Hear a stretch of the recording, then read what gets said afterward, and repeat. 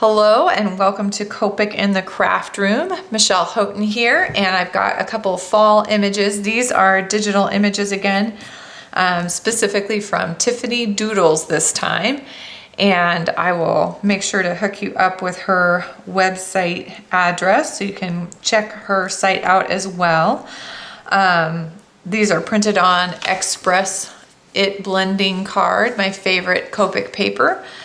And remember, a smooth white cardstock is what you're looking for. The poundage, I get asked that all the time, is not as significant as the fact that it's a nice smooth white cardstock. You do need something at cardstock level, just because if it gets a whole lot softer or lighter weight than that, you have a lot of bleeding. Not always a problem, and that's sometimes what you want, but in this case, we're trying to keep those colors inside the lines. Or mostly. I'm going to fiddle with that a little bit today. So I'm going to do some fall leaves and a pumpkin. The pumpkin, I've done some pumpkins online before. We'll do that with one of my favorite color combinations for pumpkins.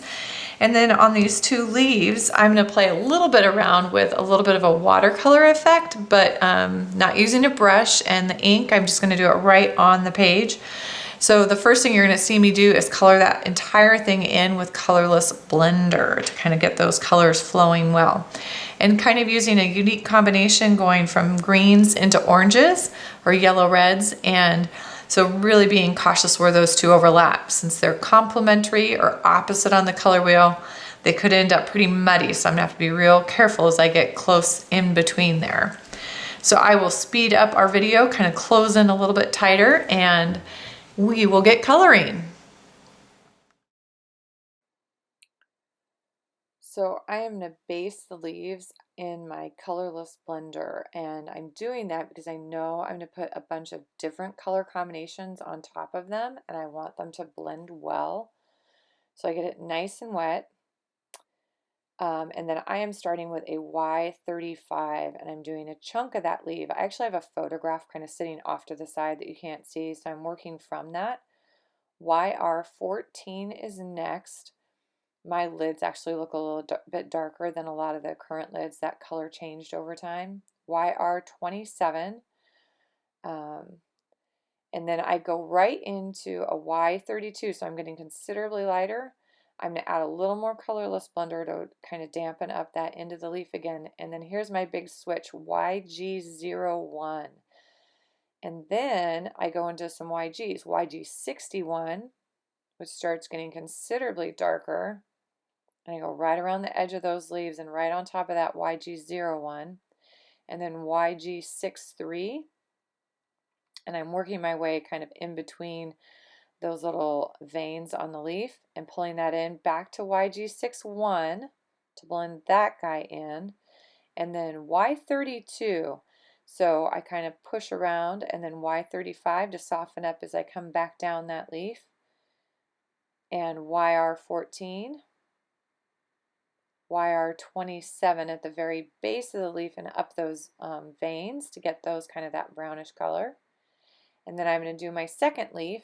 Again, I start with that colorless blender all the way across that leaf, and I'm going to do this one just a little bit different, same color combination. YR18 to start this time. And I'm going to go all the way around the outer edge.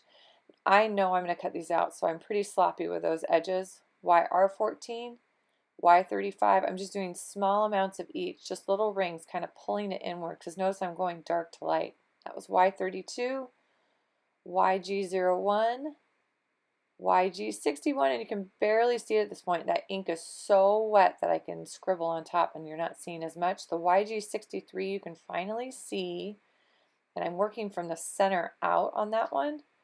And then YG61 and Y35 to kind of ease those two colors into each other, the YR and the YGs.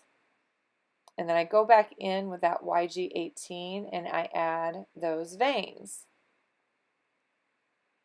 And I've got my pumpkin, and this is my favorite color combination right now for pumpkins. This is my Y35 as a base. I give it a nice heavy base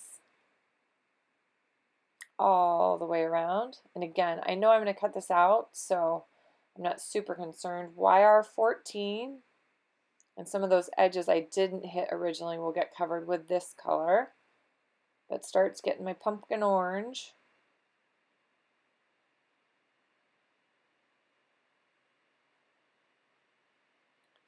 And I go out from both sides of those creases on a pumpkin so he looks like he's really round and those creases fall back in. YR18 is my last color, and again it goes right in deep into those creases around the bottom edge. I just keep turning the pumpkin so it's easy for my hand to get to those edges. I want it to look really round. And I've got some blending to do, YR14. These are pretty big jumps in colors, so I'm doing small circles right on top of where the YR18 and YR14 meet, and then going from that darker color, flicking in on top of that yellow.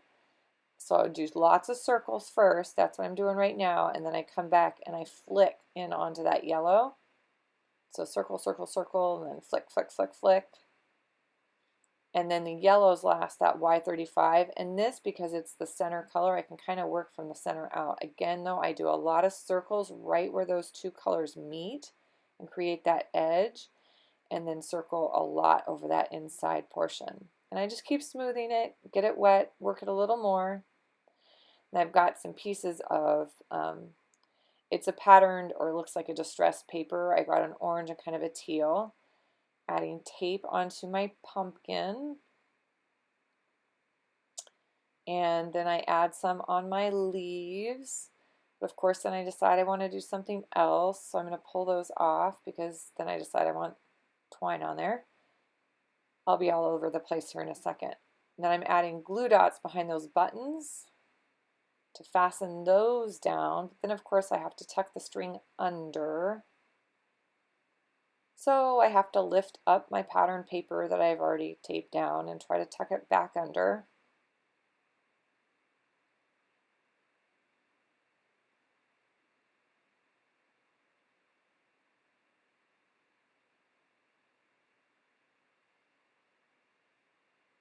Now I'm ready to tuck those little leaves in.